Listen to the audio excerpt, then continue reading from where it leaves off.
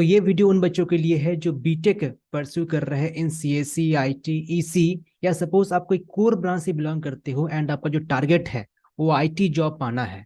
तो उन बच्चों में एक प्रश्न आती है कि हम जो कोडिंग है उसको स्टार्ट कर दिए हैं एंड फिर आगे कैसे बढ़े, या सपोज आप अभी तक स्टार्ट किए नहीं हो, आपको समझ में नहीं आ रहा कि स्क्रैच से कैसे स्टार्ट करें।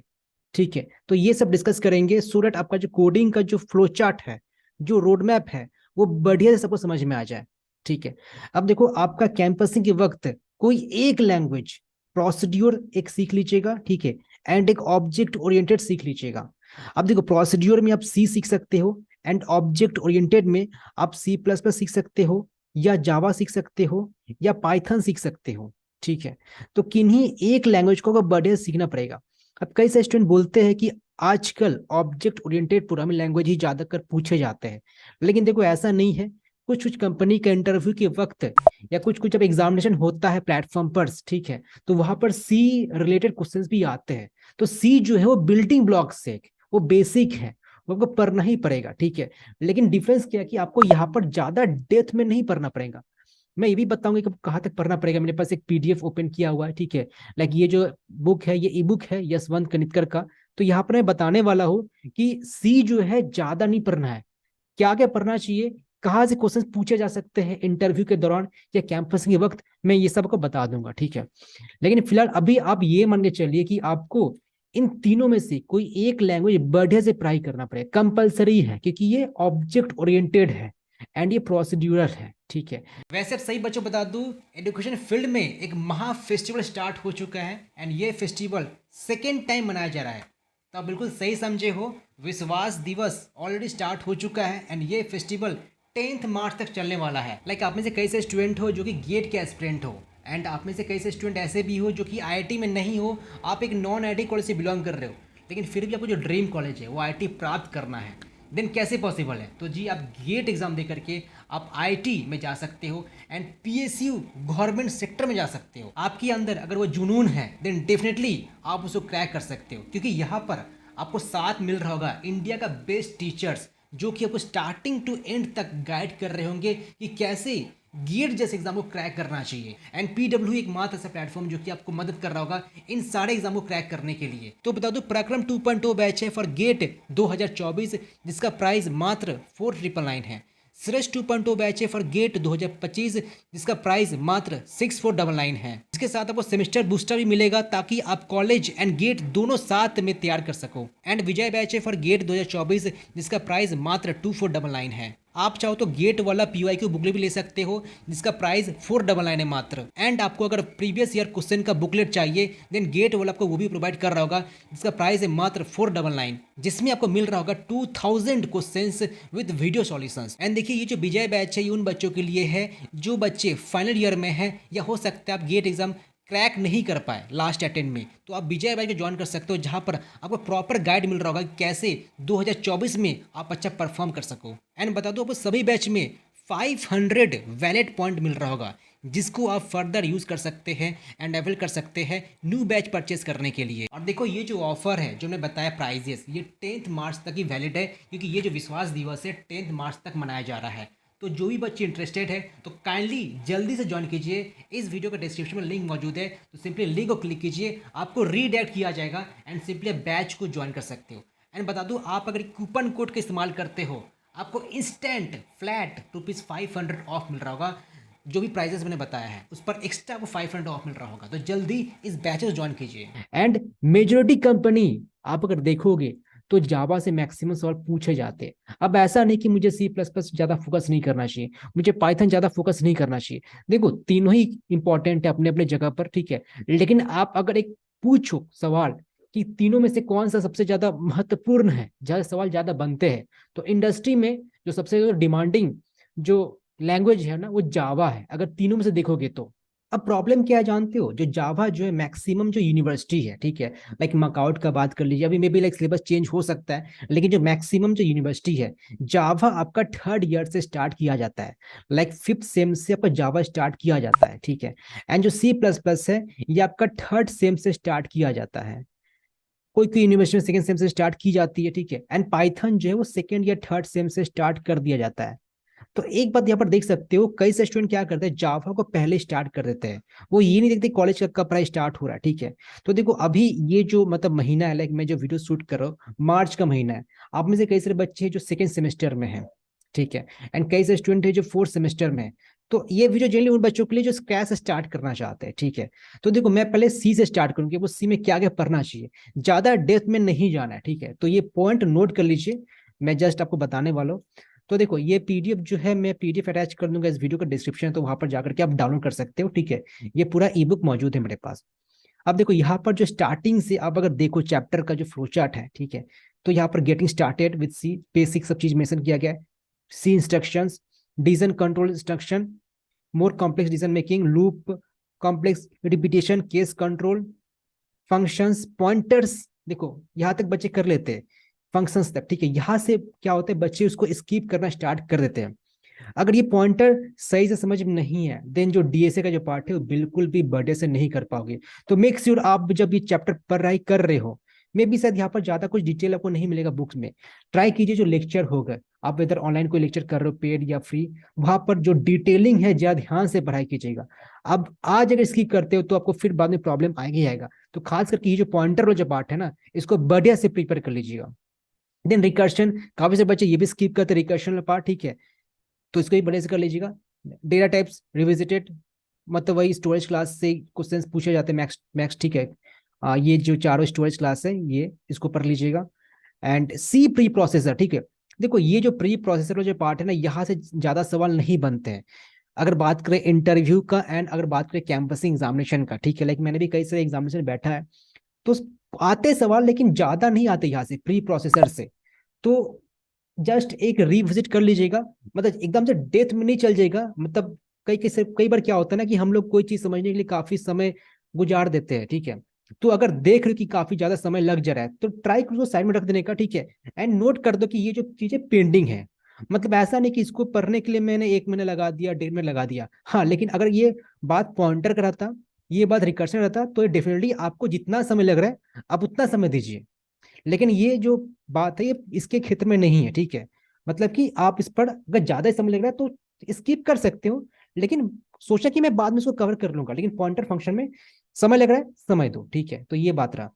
एरेज कर लीजिएगा, मल्टी डायमेंशनल एरेज। ठीक है, स्ट्रिंग्स, स्ट्रिंग्स पर ज्यादा समय मत दीजिएगा, क्योंकि देखो स्ट्रिंग्स आपको फिर वो जावा मिलेगा अलग से, यहाँ पर कोई डेटा बनाया नहीं क्या, आपको कोई कैरेक्टर कैरे से इस्तेमाल करना पड़ेगा। ठीक है, तो यहाँ से ज्यादा सवाल नहीं बन सकते हैं आपसे।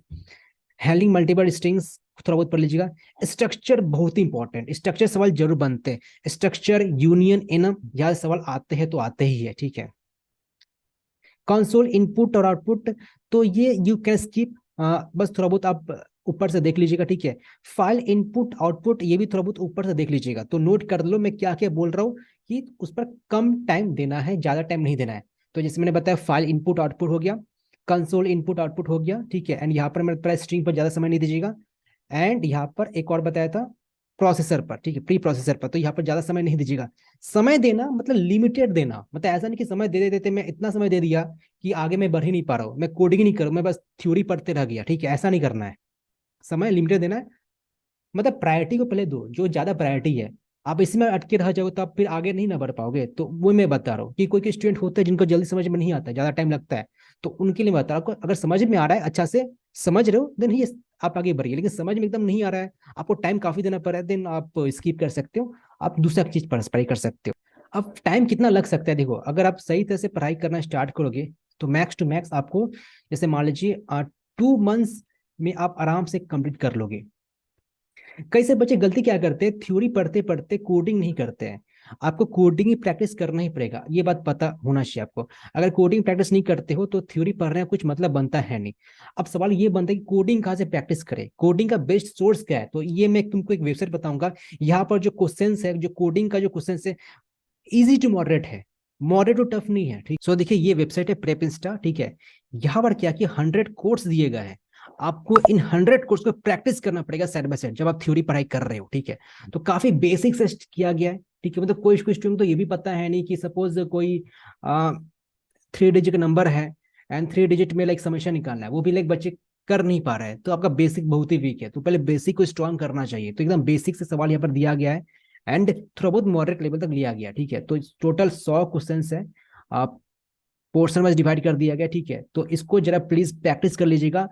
कई सारे बच्चे प्रैक्टिस नहीं करते कोडिंग, क्योंकि उसको स्टार्टिंग में ही काफी डिफिकल्ट लगने लगता है, ठीक है। तो ये आप जरा ध्यान दीजिएगा कि मुझे वो सब पहले प्रैक्टिस करना है जो कि इजी टू मॉडरेट है, एकदम से टफ नहीं हो जाए। अगर टफ आप करोगे ना तो फिर बात वही कि आप एक दिन छोड़ दोगे उसे करना, ठीक है। तो ये जो भी है देख लो, इसको कर लीजिए। सिंपली आपको टाइप करना है प्रेपिस्टा टॉप 100 कोर्स, आपको ये सारा कोर्स प्रैक्टिस करना है। तो ये 2 महीने का जो ड्यूरेशन है ना, इसके दौरान आपको वो सब चीजें प्रैक्टिस करते रहना पड़ेगा, जो 100 कोर्स है।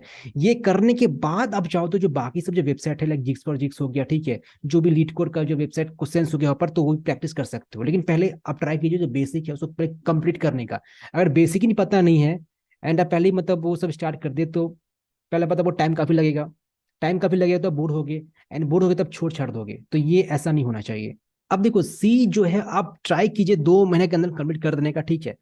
देन आप C++ या जावा स्टार्ट कर सकते हो।